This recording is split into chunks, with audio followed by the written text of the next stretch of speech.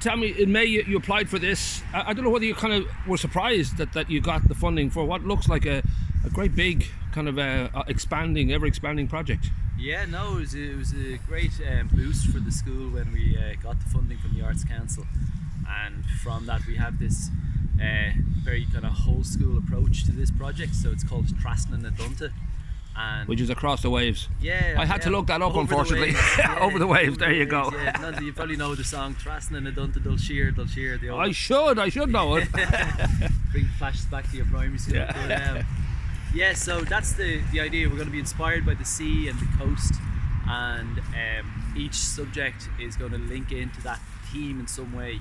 So in geography it might be like the cliff erosion, in science where it might look at the microplastics in the sea. In Irish we're looking at the Irish names of seabirds, and then linking with maths of calculating how the distances that they fly, like migrating. So it's very much interlinked. Right. So it's not just like the creative sides or like drama and art and music, it's kind of a whole school project. And I suppose in the current climate, even though there's a lot of this is the Arts Council, and there will be, we'll talk about them, but there's paintings down in the library at the moment which will be part of the overall exhibition in April. But there is that science side of it that at the moment people are very, very kind of aware and somewhat concerned that what we know and love out there is in danger. Yeah, well, that was the idea as well, that we didn't want it just to be a project that was being run by the arts departments, but we wanted to have that kind of scientific backing to the work we were doing. So on the festival then we're going to be holding in early April, we're going to have a mix of, so we're going to have the choir singing songs, sea-inspired songs, both Oscuelga and in English.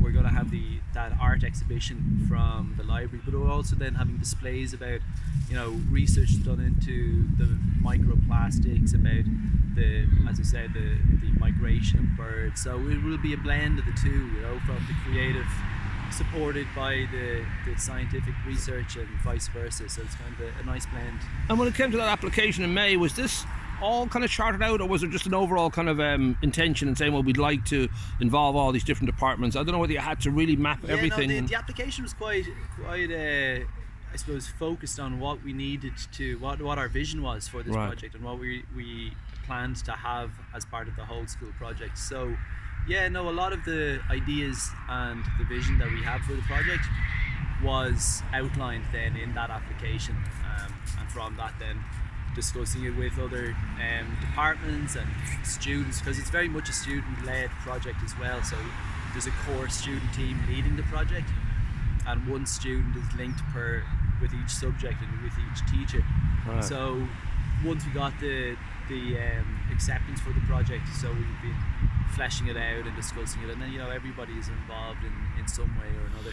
Well, of course, teenagers and then younger children as well, they're incredibly sort of enthusiastic when it comes to creativity, and they just have this boundless energy and boundless kind of a hope really that you and I have lost now over the years.